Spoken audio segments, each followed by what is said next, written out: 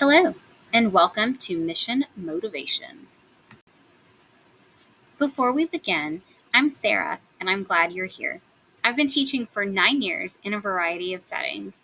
I've worked as a self contained teacher and a collaborative teacher. Currently, I am finishing my master's degree in instructional design and technology, and this presentation is part of my educational psychology course. Embark with me on a journey through motivation. First, I will talk about what is motivation. Second, I will explain my favorite theories of motivation. And third, I will give you strategies that I have used and ways you can use them in your classroom.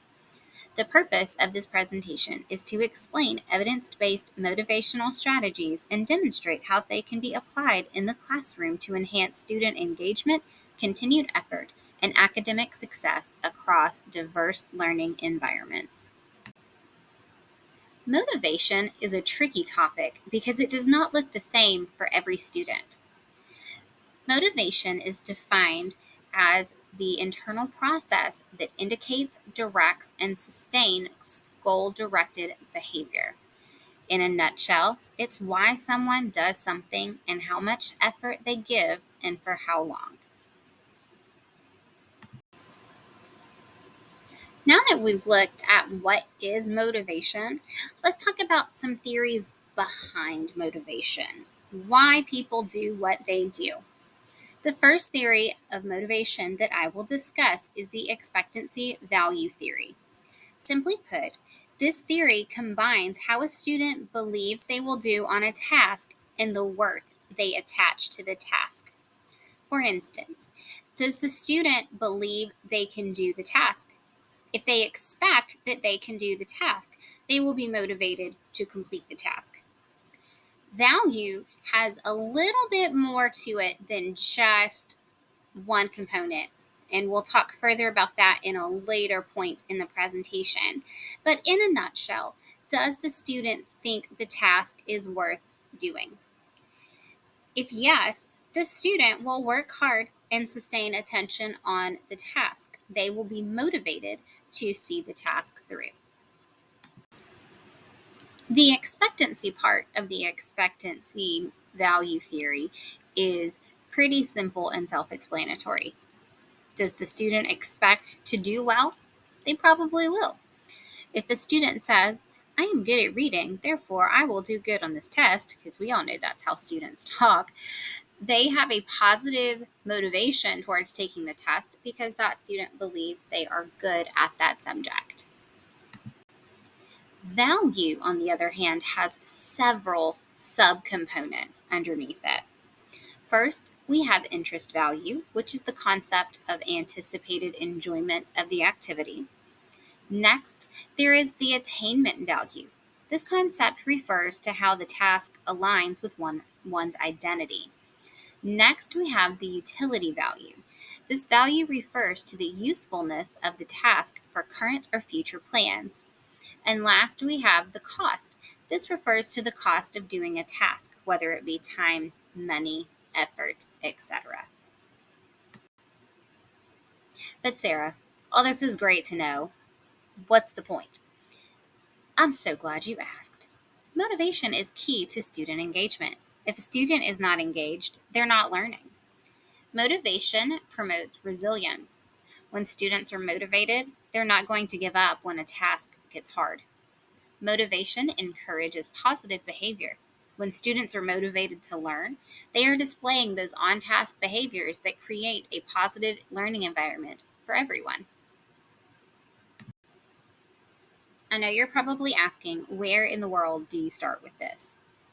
In order to create motivation in your students and to increase that motivation, you must first build relationships with your students. You have to know your students.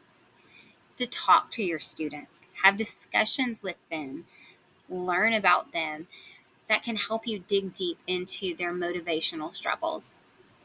What I really like about the expectancy value theory is that it is like a formula or an instruction manual of sorts to diagnose a lack of motivation. When I first learned about this theory, I used it to help me figure out why my children were so reluctant to clean their rooms. For reference, my children are 9 and 5. I asked them why they did not like to clean their rooms. My 5-year-old just came right out and said, "It's boring." I knew this meant that her interest value was low. My 9-year-old thought for a moment, and I could tell that she wanted to give me the answer that she thought I was looking for. So I decided to help her with some guiding questions, such as, do you not get enjoyment from having a clean room? Are you overwhelmed by the mess? And I continued with a direct line of questioning to help her get to the bottom of what her struggle was to clean her room. To combat my children's motivational struggles with room cleaning, I utilized two separate strategies: giving choices and giving time limits. Wickfield and Eccles explained that giving choices allows a student to see the tasks as more valuable.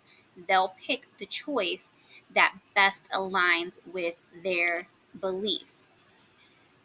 This concept of giving choices actually hits on several aspects of the expectancy value theory, such as fostering a student's expectation for success. Like I said, it allows them to pick tasks that align with their personal values. That's hitting their attainment value, which, if you'll remember, is what aligns with them and makes them feel like themselves. And then they feel in control.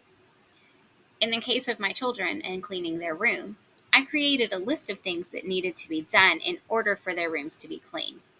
I set the expectation that half of the items needed to be completed, with trash being removed and dishes taken to the kitchen a must complete. I told my kids they can do the list in any order of their choosing. I did give them the time limit. They had the 1 hour to do half of their list. That was very reasonable for my children. I have a love-hate with time limits because it's a double-edged sword. However, I must say time limits can be a double-edged sword. Sometimes time limits can be stressful and cause pressure. That causes a decrease in motivation. The way I use timers and time limits is typically I'll tell my students or my children, I'm setting a timer for X amount of minutes. Work as hard as you can in that amount of time, and you can have a break for X amount of minutes to do a preferred activity. When using time limits, it's very important to communicate the point of the time.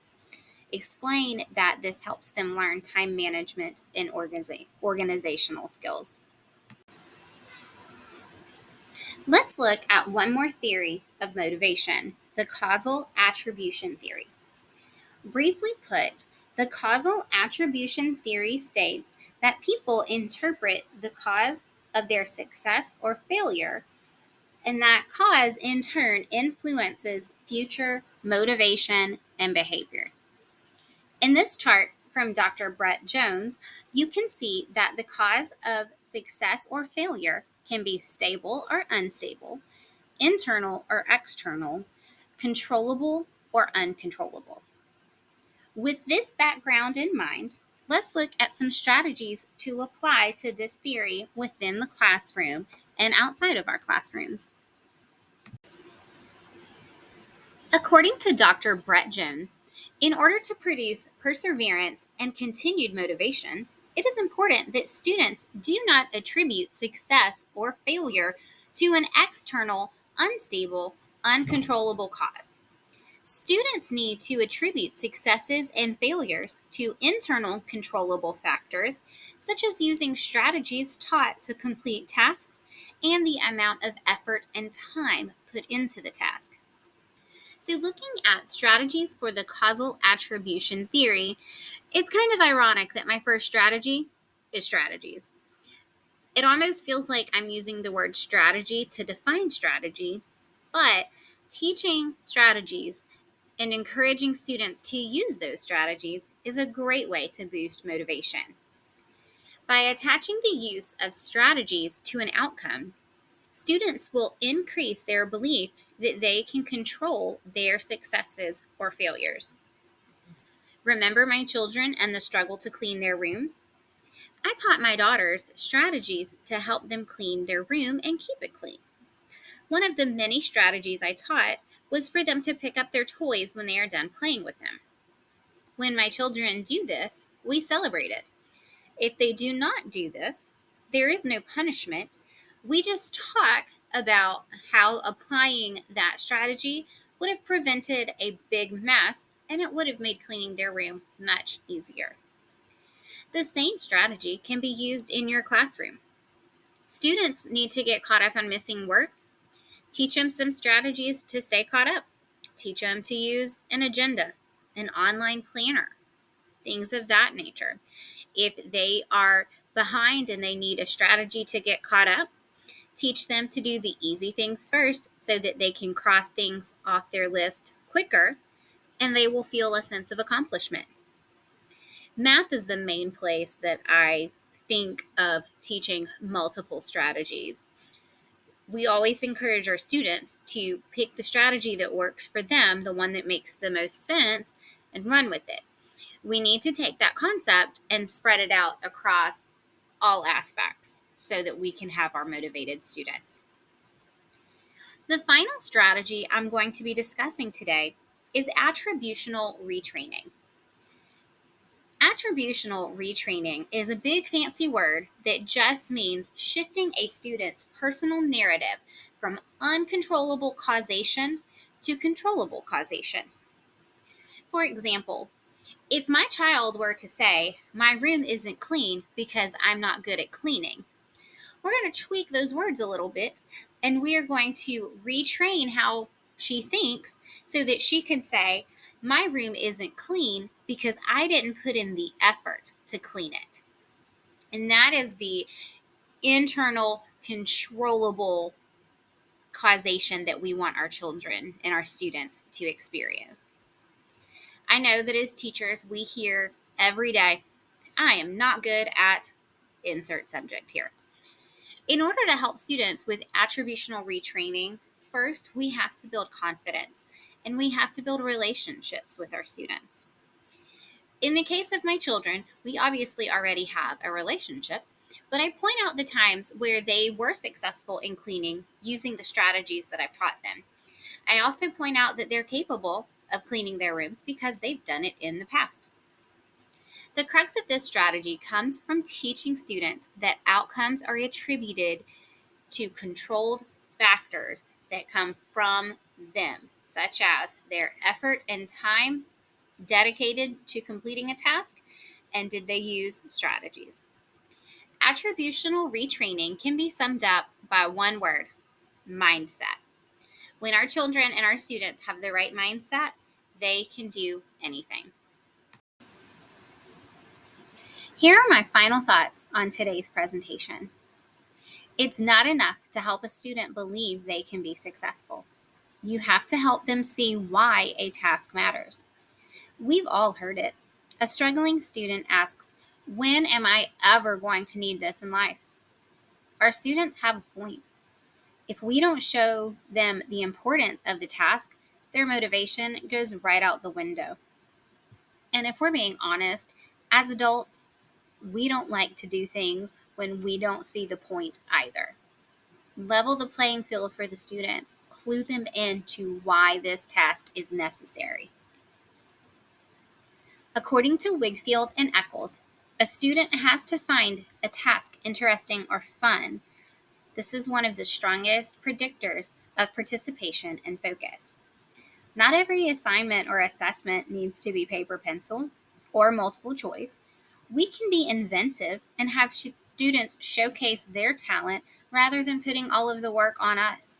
We can give options for ways to show knowledge, including but not limited to presentations, comic strips, projects, etc. We can also still offer paper pencil tests for the traditional students. This is a great segue into my last final thought. It is all about control.